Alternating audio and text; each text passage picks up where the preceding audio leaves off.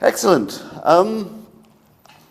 So as we've already mentioned today, this morning, we are continuing to look at the book of Samuel. Now, we seem to be... Oh, no, we're not. I've got a different screen. Is that right? There we go. We're looking at the book of Samuel. Now, we have moved into 2 Samuel. And of course, when the book of Samuel was developed, it was one book. But as the Bible sort of got developed, it got split into 2. There's not really any reason for it to be 1 Samuel and 2 Samuel. But today, we've moved from 1 Samuel from last week to 2 Samuel this week. And the main difference was Saul was around in 1 Samuel. And at the end of 1 Samuel, you hear or you read of another battle, because he had lots of battles with the Philistines. And this was clearly not going very well for Saul. And he realized it was the end for him, so he literally fell on his sword. And then we get to 2 Samuel, which is then far more focused on David. And David, when he heard about Saul's death and Saul's son Jonathan, he was very sad, he was very upset. But as time went by, he became king of Judah. There were then more battles, and he became king over the whole of Israel. And then he moved to Jerusalem. And that was good. That was very good. Things were going very, very well. And then we get to our passage, and I'm going to suggest that we don't try and follow. I'm going to read some of it, but we don't try and follow in the Bible, but you try and listen to me as we read some of this in a moment.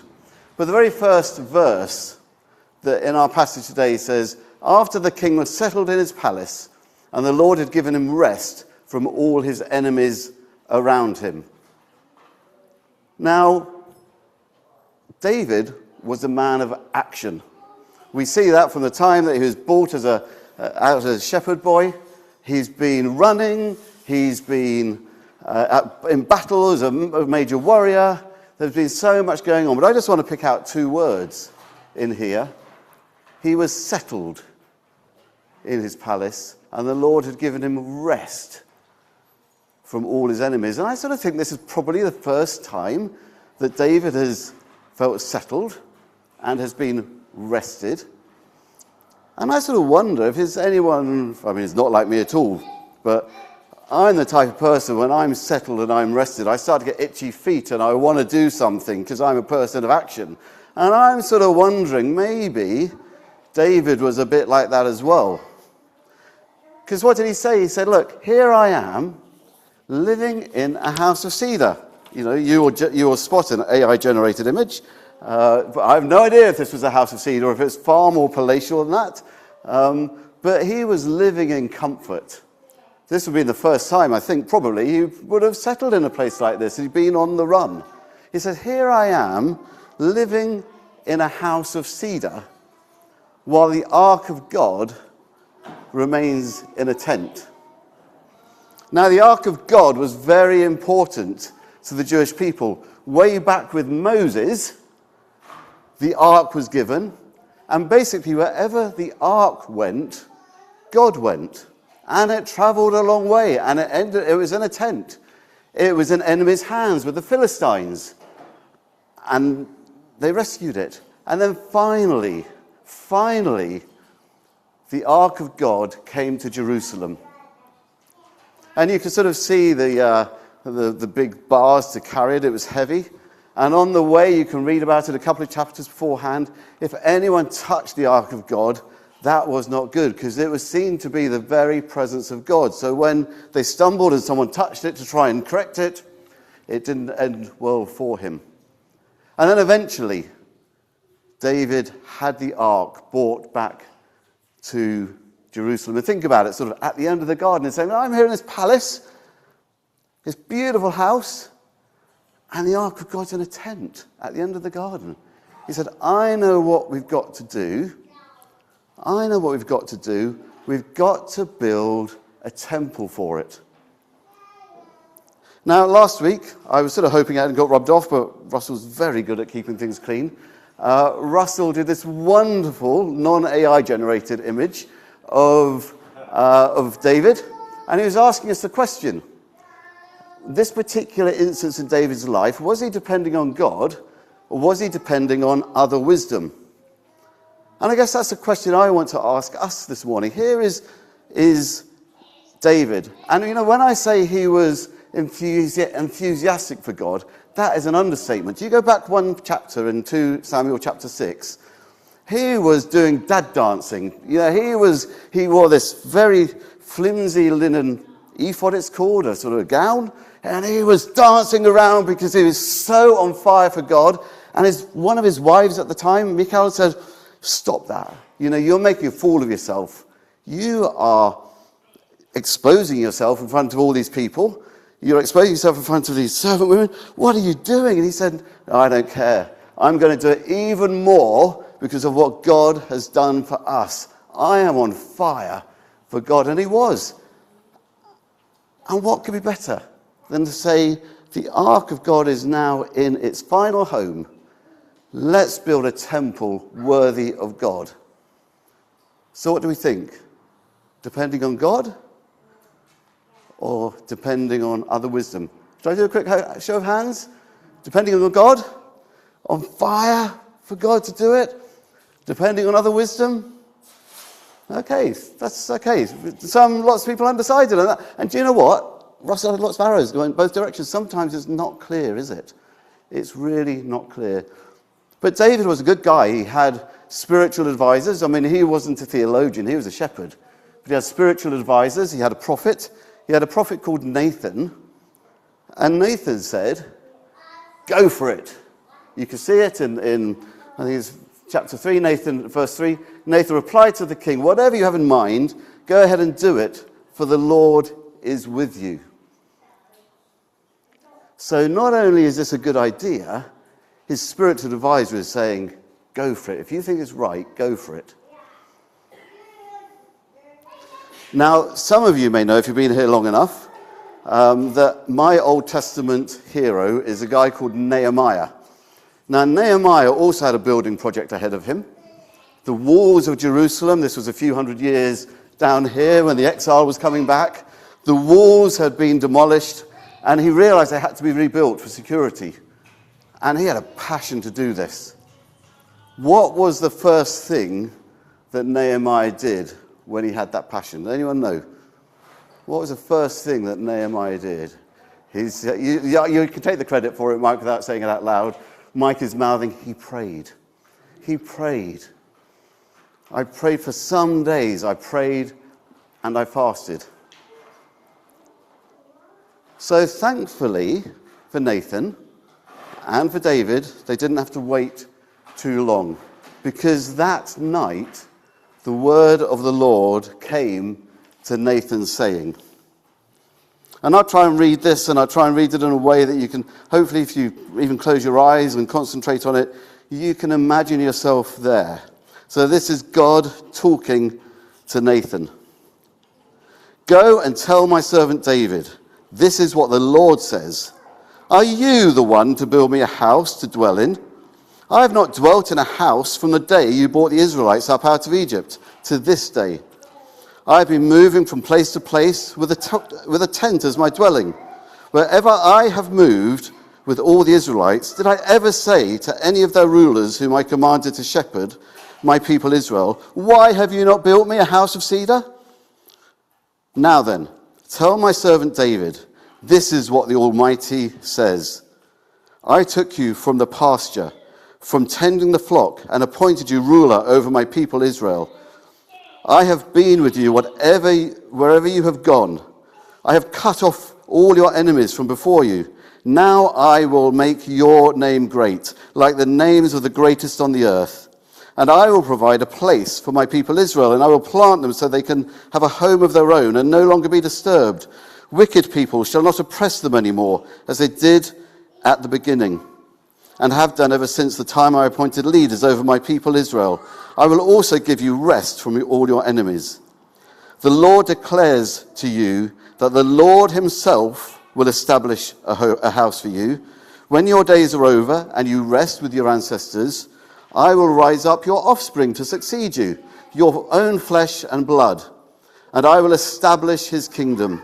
He is the one who will build a house," that was Solomon, "for my name, and I will establish the throne for his kingdom forever.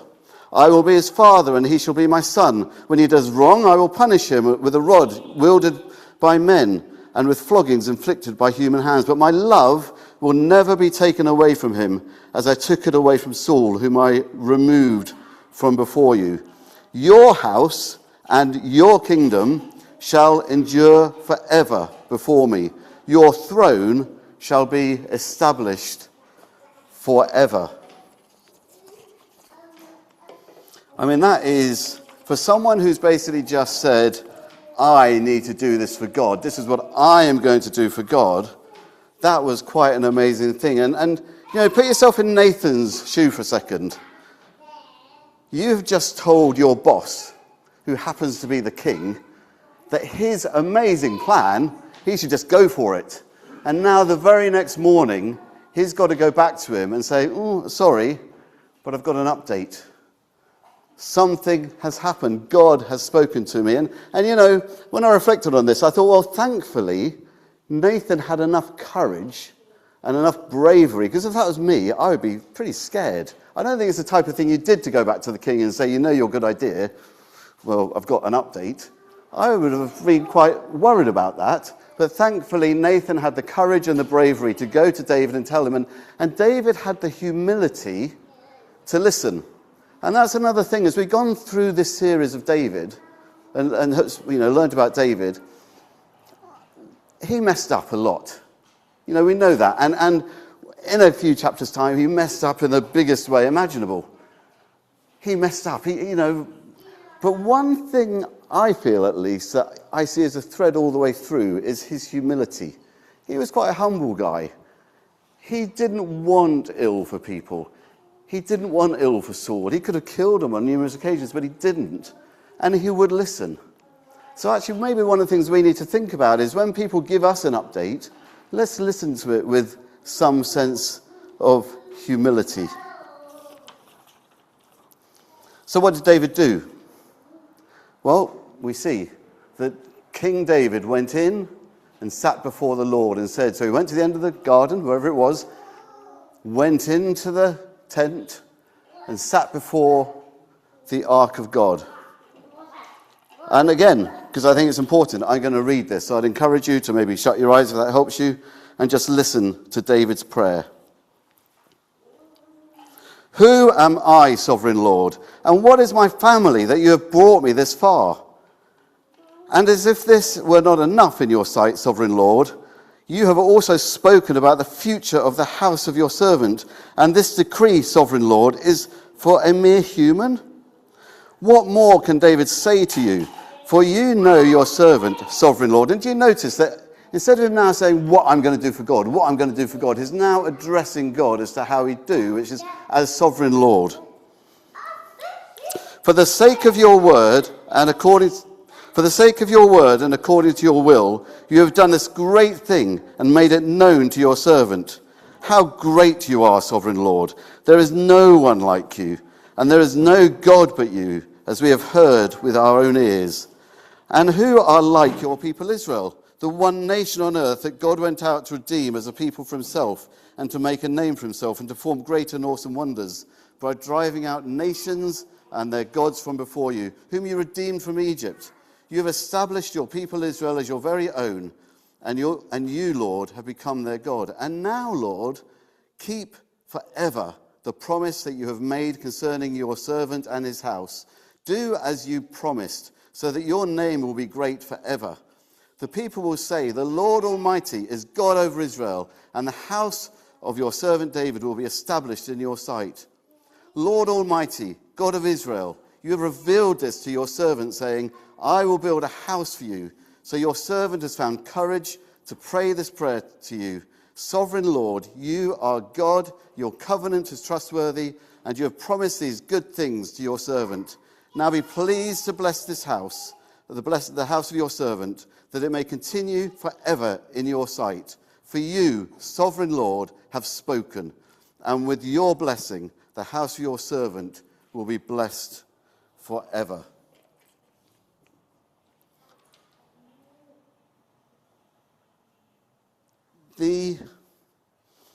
the thing that amazes me when I think about this is that David had a glimpse. He'd been spoken to, an amazing promise. This was one of those covenantal promises. And as Peter explained, he didn't actually, I don't think he knew what that fully meant. I mean, as far as he was concerned, God said that your line will carry on forever. I mean, that was blessing. I don't think he really, I mean, maybe he did, but my feeling is he didn't know that that was pointing to the Messiah. It was only when we got to the prophets that they started to really point to the Messiah. It was only when we got to Isaiah 44 when he started to point to all nations. But this was a pivotal point in the revelation of what God was going to do. And, we have the advantage of hindsight, don't we? Peter's mentioned Matthew 1. We are not going to read it. He's encouraged you to read it. You cannot read that. Very deliberately, you cannot read it. But Matthew 1 to 15, all the way through to about there, Zerubbabel, you can trace through from Abraham. You can read it through the Bible and all the way through. Obviously, when God went quiet in the Bible for 400 years, the genealogy you can't see in the Bible from Zerubbabel onwards. But, my uncle is really into his ancestry. And I don't know how far he's gone back, but I'm going to say he's gone back 3 or 4 generations. The Bible, and this is what, when I think about it, this is amazing.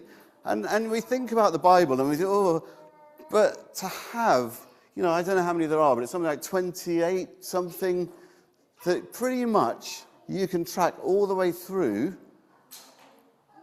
is just absolutely unbelievable. So can we trust the Bible? Well, I personally believe we can, and this is one of my evidences to say that we can, because, there was no AI or anything to sort of generate this through. This was through word of mouth, but it was all the way through, and it ended up from Abraham to David, all the way through to Jesus, who is called the Messiah. Now, I don't know if any of you are Ludwig fans. This is going to be the unmute thing. Anyone seen Ludwig? Ah, very good. There are no spoilers in here, but this is from episode 2. And Ludwig was a bit of a brain box, and this is Lucy. Well, just listen to it. I hope it's going to be loud enough, but let's. Oh no. Can you click the video, possibly, please?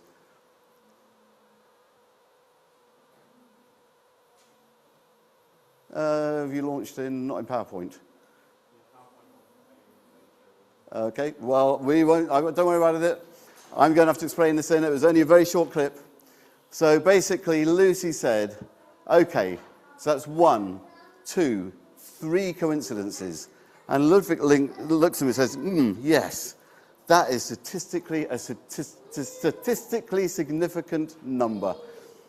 And, to have 3 coincidences of it actually working through, that would be a statistically significant number. Mathematicians, you can talk to me afterwards. But to actually have all this traced through the Bible, I just find that absolutely amazing. And, we can look at this and we can say it is a promise fulfilled. That this was a promise given to David. He didn't even know what it was going towards. But when Jesus came, that was a promise fulfilled. So I've just got a few takeaways. I know I've run way over time. Is the question, what can I do for God? That was David's question. I'm going to do this for God. No, let's concentrate on what God has done for me. And I hope maybe 1 or 2 of these takeaways land with you. You may want to go away and think about it a bit more. But what has God done for me and what are his plans for me? I'd encourage us, and I think we're seeing that in the prayer time we're having as a church at the moment. Don't rush into action. Don't sort of say, knee-jerk, got to do this, got to do that, got to make a change, got to do this. Let's be like Nehemiah. Let's pray. Let's be humble. Let's be willing to be corrected. Maybe let's be courageous as well and brave. Importantly, let's give God all the glory and all the honor, just like David did. And finally, and most importantly, Let's know that God keeps his promise. You know, that's why we're here today. That's why, all nations, you are a child of God. That's why we come to communion as a body, as a church, in obedience to God. That is, and I think there may be some, what's that over there? Oh, there you go. What, is this an impromptu something?